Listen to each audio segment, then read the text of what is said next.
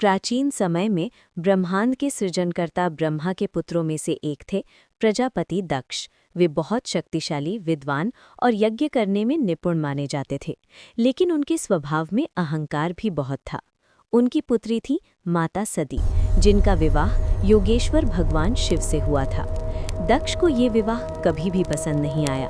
वे शिवजी को एक ऐसे योगी के रूप में देखते थे जो भस्म लगाते हैं, शमशान में रहते हैं और जिनके गण भूत प्रेत माने जाते थे। इसी कारण उनके मन में शिवजी के प्रति सम्मान नहीं था। एक समय दक्ष ने एक बहुत बड़ा और भव्य यज्ञ करने का निश्चय किया। ये यज्ञ इतना विशाल था कि पूरे ब्रह्मांड के देवताओं, ऋषियों और गंधर्वों को उसमें आमंत्रित किया गया। भगवान विष्णु, ब्रह्मा, इंद्र और अन्य सभी देवताओं को निमंत्रण भेजा गया, परंतु अपने अहंकार के कारण दक्ष ने जानबूझकर भगवान शिव को निमंत्रण नहीं भेजा। जब ये समाचार कैलाश पहुंचा तो माता सती ने सुना कि उनके पिता के यहाँ भव्य यज्ञ हो रहा है और सभी देवताओं को आमंत्रित किया गया है। उन्हें आश्चर्य हुआ कि उन्हें या शिवजी को निमंत्रण क्यों नहीं मिला।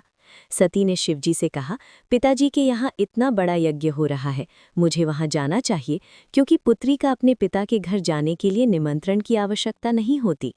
भगवान शिव ने शांत भाव से सती को समझाया कि जहाँ अपमान की संभावना हो वहाँ जाना उचित नहीं होता। उन्होंने कहा कि दक्ष के मन में उनके प्रति आदर नहीं है, इसलिए वहाँ जाना ठीक नहीं होगा। लेकिन सती अपने पिता के घर जाने के लिए बहुत उत्सुक थी। अंततः शिवजी ने उन्हें अनुमति दे दी और उनके साथ कुछ गणों को भेज दिया। जब सती यज्ञस्थल पर पहुंची तो वहां उपस्थित अधिकांश देवताओं और ऋषियों ने उनका सम्मान किया, लेकिन प्रजापति दक्ष ने अपनी पुत्री का स्वागत नहीं किया। वे क्रोध और अहंकार से भरे हुए थे। सती ने देखा कि यज्ञ में हर देवता के लिए स्थान और आहुति निर्धारित है, लेकिन भगवान शिव के लिए कोई स्थान नहीं रखा गया। ये देखकर सती का हृदय दुख और क्रोध से भर गया। उन्होंने अपने पिता से पूछा कि शिवजी जैसे महान देवता का अपमान क्यों किया जा रहा है। इसके उत्तर में दक्ष ने शिवजी के बारे में अपमानजनक शब्द कहे।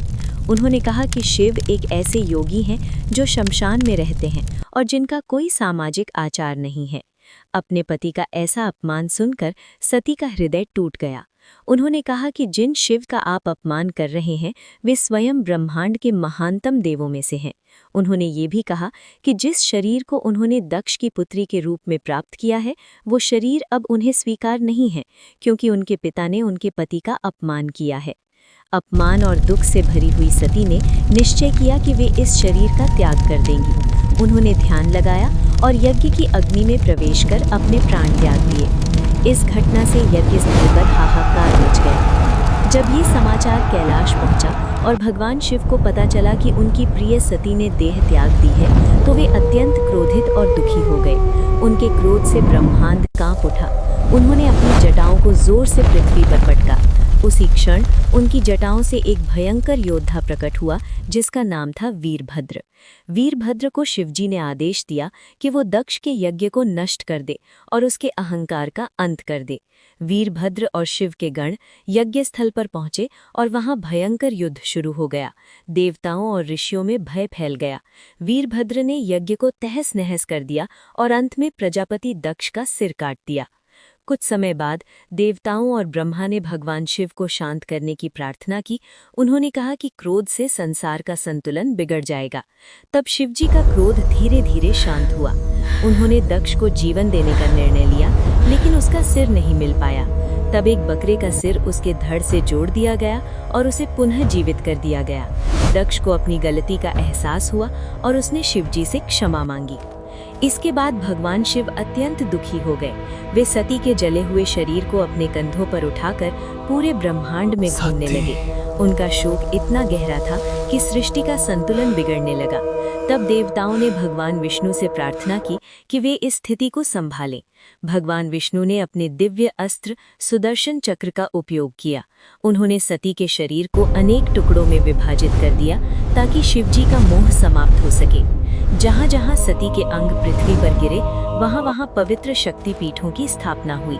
ये स्थान आज भी देवी शक्ति के महान तीर्थ माने जाते हैं और श्रद्धालु वहाँ पूजा करने जाते हैं। इस प्रकार दक्ष के अहंकार, सती की भक्ति और शिव के प्रेम की ये कथा हमें ये सिखाती है कि कि अहंकार का अंत हमेशा विनाश में होता है, जबकि प्रेम, सम्मान और भक्ति ही सृष्टि के वास्तविक आधार हैं। नमस्कार।